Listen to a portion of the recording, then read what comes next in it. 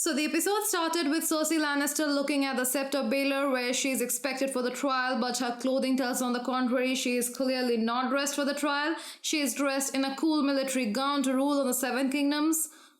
Meanwhile, Maester Qyburn lures Grand Maester Pycelle to a chamber to kill him in the hands of his little birds. One of those little birds lead Lancel Lannister into a dark tunnel where he is stabbed just once when the little bird had plenty of chances to finish him off, but he didn't. Why? Maybe because Cersei wanted to make sure that Lancel looked death in the eye while he dies, which he does in the scene where the green wildfire is reflected in his eyes, and boom! There goes the heart of the faith of the Seven, the Sept of Baelor, and now the Seven Kingdom becomes heartless, like the one who rules it. You can actually see the satisfaction in Cersei's face after the blast, smirking and sipping wine. Proud moment for her. It was actually sad to see Margaery Tyrell die, along with Loras Tyrell, Lord Mace Tyrell, Kevan Lannister, High Sparrow, and approximately 200 others. I personally expected more from Margaery. She would have made a good ruler. After all, she had the blood of Lady Olenna Tyrell flowing through her veins. The previous episodes gave us the impression that she was up to something when she presented her grandmother with a picture of a rose. So summing up on Cersei, the prophecy of Maggie the Frog comes true. The last of her children died. She becomes the Mad Queen and becomes cold and heartless. Not that she had any heart before, but at least the death of her children seemed to bother her. Also, she confesses all her sins to Septa Unella, although it sounded like a gloat rather than a confession, and then makes Sir Gregor Clegane, aka the Mountain, whose maimed face is finally shown in this episode, to torture the Septa, where she dramatically exits the scene, saying, "Shame. Nice one, Cersei, wasn't that theatric?" Moving on to Sir Jaime Lannister, that guy grows on you. If only he wasn't involved with his sister, he might as well have been the hero of the series, being the Mad King Slayer and the charming personality that he carries. But the things that you do for love, huh? Jaime Lannister is seen having conversation with Walder Frey where he says, "If we have to ride north and take them back for you every time you lose them, why do we need you?" Was that a threat, Jaime? Guess we will never know now. Jaime then returns to King's Landing where he sees that the half the city is burned to ashes. Obviously, he seems worried about Cersei, but then again, wasn't he aware of what she is capable of? The look on his face when he sees her in the Iron Throne tells us that he was aware but he didn't expect it. Poor Jaime. That look, was it shock, disappointment, or fear? Fear of the Mad Queen.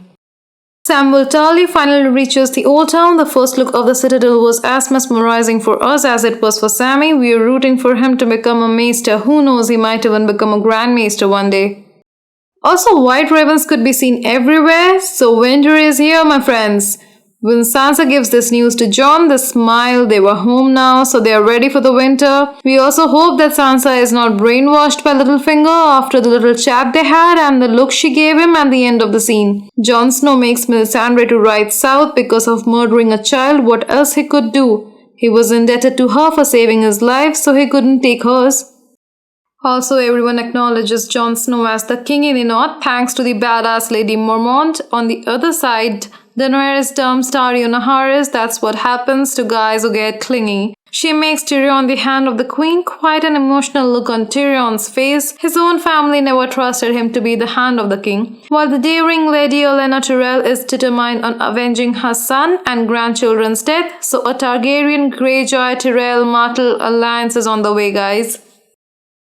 Arya finally crosses another person off her list after Marine Trant. She slits the throat of Walder Frey only after bringing him his son's spy. She avenged her family's death as she speaks the lines, "The last thing you're ever going to see is a Stark smiling down at you as you die."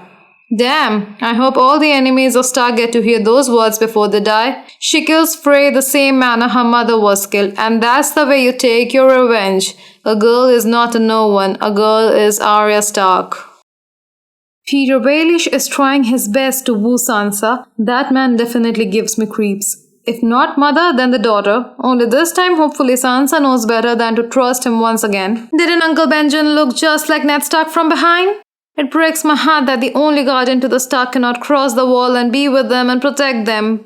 Bran finally reaches near the wall where Jon Snow took his oath. Also, Bran sees the much awaited R plus L equals J, guys. He now knows that his Aunt Lyanna had a son, although it has not been shown that it is Jon Snow, but the dramatic transition of the scene showing the baby's face to Jon's face gives us pretty much good idea about it. He might as well be a Targaryen. It's high time now.